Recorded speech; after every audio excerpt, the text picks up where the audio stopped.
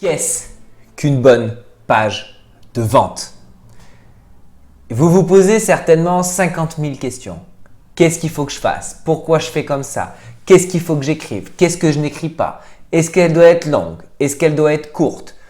Qu'est-ce que je raconte donc avec mes pages de vente?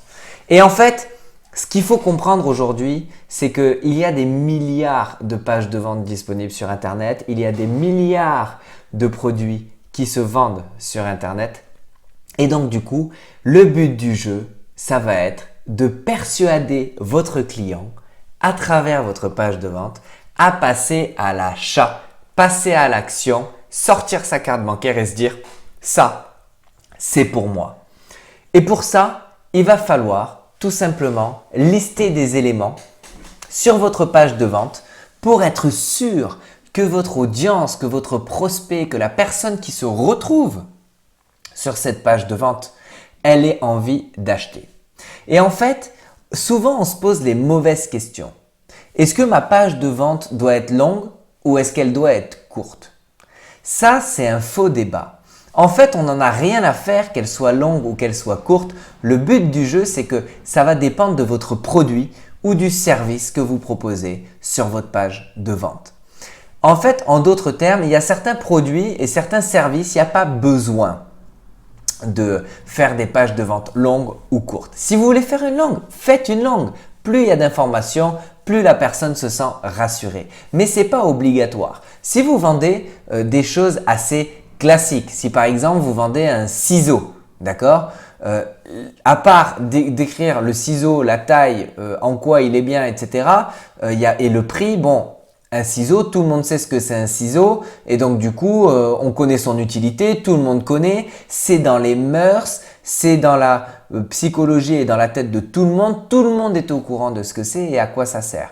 Pas besoin d'aller en faire des tonnes et d'expliquer par A plus B à quoi ça sert d'utiliser un ciseau et pourquoi il faut acheter un ciseau.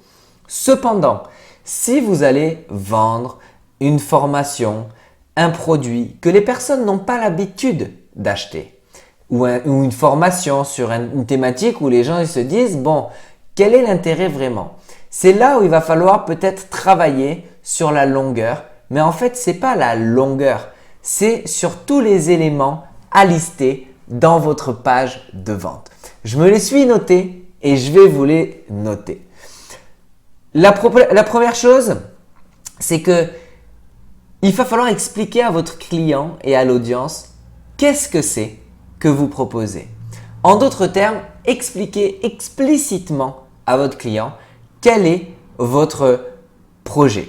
C'est-à-dire quelle est votre offre, quel est votre produit, quel est votre service. Pourquoi? Parce que parfois, ce n'est pas clair dans la tête de tout le monde. En fait, on a toujours tendance à penser que ce qu'on connaît, c'est inné, tout le monde le sait, tout le monde en a déjà entendu parler et donc que du coup, ce n'est pas la peine de réexpliquer par A plus B ce que c'est. Or, c'est une grosse erreur. Si par exemple aujourd'hui, je vous parlais de copywriting et je voulais vous vendre une formation sur le copywriting, eh bien, j'aurais certainement beaucoup de mal à vous la vendre si je ne vous expliquais pas ce que c'est. Parce qu'il y a de fortes chances que vous ne connaissiez pas ce terme et que vous vous disiez ben, « je ne comprends pas l'intérêt pour moi et je ne sais même pas d'ailleurs ce que c'est, je ne comprends pas très bien ». Donc, mon travail, ça va être de vous expliquer par A plus B qu'est-ce que c'est que le copywriting. Donc, on explique déjà dans un premier point, qu'est-ce que c'est. Ensuite, on va expliquer pourquoi c'est important pour eux de utiliser ce produit. D'accord? Alors, pourquoi c'est important?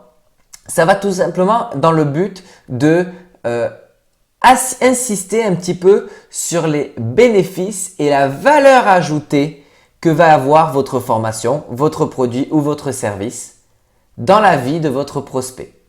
En fait, le but du jeu, ça va pas être d'expliquer les caractéristiques de votre produit, mais plutôt, ça va être d'exprimer les bénéfices qu'ils vont en retirer. N'oubliez jamais que dans une page de vente, il faut se focaliser sur la personne qui la regarde et non pas sur ce que vous avez à proposer. Donc, vous passez plus de temps à parler des autres. Vous listez les problèmes des autres, sans dire ou du moins peu moi mon produit, moi mon service, je fais ça, je fais ci, moi il me permet de, moi ci, moi ça. C'est l'autre le plus important. Donc, qu'est-ce que c'est en premier point? Deuxième point, pourquoi c'est important? Et en troisième point, on va parler un petit peu de qui suis-je? Parlez de vous. Qui suis-je pour vous dire que c'est bien de suivre mon programme? D'accord? Donc, en d'autres termes, est-ce que je suis crédible? C'est ça la question. Qui suis-je et est-ce que je suis crédible? Expliquez pourquoi vous êtes crédible. Parlez de votre expérience, de vos exemples de réussite. Si vous n'en avez pas, la réussite de vos clients. Parlez un petit peu de vous. Racontez. Il faut que les personnes, quand elles vous lisent, elles se disent « Ah, ben lui, j'aurais plutôt tendance à vouloir l'écouter plutôt que de juste passer à la suite et me dire en fait, il n'a aucune crédibilité lui. » Alors, c'est sûr que si vous expliquez à quelqu'un comment devenir footballeur professionnel alors que vous n'avez jamais joué au foot, là, par exemple, votre crédibilité, elle est à 0. Donc, bien évidemment, en amont, le but du jeu, ça va être d'essayer de vendre des produits et des services sur lesquels vous êtes crédible et parler de cette crédibilité. Ensuite, expliquez en quoi le produit, il est bon, en quoi votre service, il est bon. Donc là, vous parlez des bénéfices. D'accord? Donc ça, c'est vraiment important. Et ensuite, bien évidemment, on va parler des détails du produit. On va parler du détail de la consommation, c'est-à-dire une fois que j'utilise le produit, comment ça marche? Donc, c'est vraiment ça. Comment ça marche? C'est ça la question suivante. Qu'est-ce qui se passe? Donc, comment ça marche pour utiliser le produit ou le service? D'accord? Ensuite, on va demander bien évidemment combien ça coûte. Donc, qu'est-ce que vous mettez sur votre page de vente? Combien ça coûte? Il faut parler un petit peu du contexte de votre produit. À quel moment il doit être utilisé? À quel moment il doit être consommé? Pour qui? À qui il s'adresse? Et surtout, lister bien évidemment toutes les objections. Donc là, je ne vais pas en parler dans cette vidéo, mais j'en parle dans une autre. De toutes les objections qu'ont vos clients et qui se posent vos clients. Donc pour ça, qu'est-ce que vous faites? Vous vous mettez dans la tête de vos clients. De toute façon, les objections de base restent souvent les mêmes. C'est « j'ai pas l'argent, je ne sais pas si c'est fait pour moi, je ne pense pas que ce soit utile, je pense que je peux le faire seul, etc.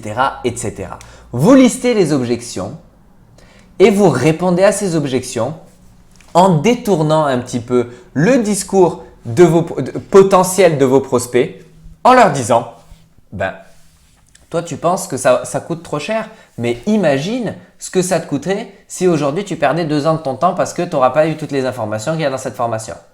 Voilà, c'est un petit peu ça, détourner l'attention. Et ensuite, on va expliquer qu'est-ce qui se passe à partir du moment où je m'inscris au programme d'accompagnement. Qu'est-ce qui se passe à partir du moment où j'achète le produit, comment je vais le recevoir, est-ce qu'il y a de la livraison, est-ce que c'est payant, etc. etc. En fait, le but d'une bonne page de vente, c'est de répondre à toutes les questions de votre client et de mettre en avant les bénéfices de votre offre.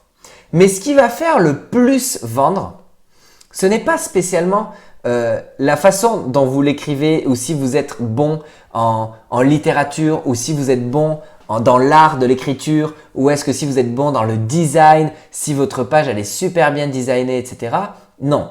Ce qui va faire le plus vendre votre produit, c'est votre façon de répondre aux objections potentielles de votre audience et de votre prospect.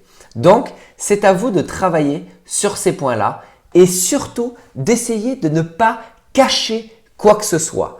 Plus vous mettrez en avant les objections potentielles de vos clients et plus vous y répondrez en grand et non pas en petit texte et en petites sous-parties, en grand. Vous n'arrivez pas à faire ci, voilà pourquoi il faut faire ça. Vous n'arrivez pas encore à faire ci, voilà pourquoi il faut faire ça. Vous avez déjà essayé de faire ça, mais vous n'avez pas eu les résultats, voilà ce que je vous propose. C'est à vous de les mettre en avant et d'y répondre. Plus vous répondrez aux objections, plus vous mettrez en avant votre produit et plus vous donnerez envie à vos clients d'y répondre. Donc ça, c'était vraiment les points sur lesquels je voulais insister comparé à la page de vente et surtout comment on fait une page de vente qui convertit. Vous avez maintenant tous les éléments pour le faire. Bien évidemment, je ne suis pas rentré dans le détail de tous les points à prendre en compte, mais vous avez la notion de base et tous les éléments de base pour créer une page de vente qui convertit. N'oubliez pas, le plus important à mon sens, c'est de se focaliser sur leurs problèmes et non pas de se focaliser sur vous et les caractéristiques de votre produit. J'espère que cette vidéo vous a plu. Je vous engage à vous abonner à la chaîne YouTube et on se retrouve très prochainement dans une prochaine vidéo. Bye bye.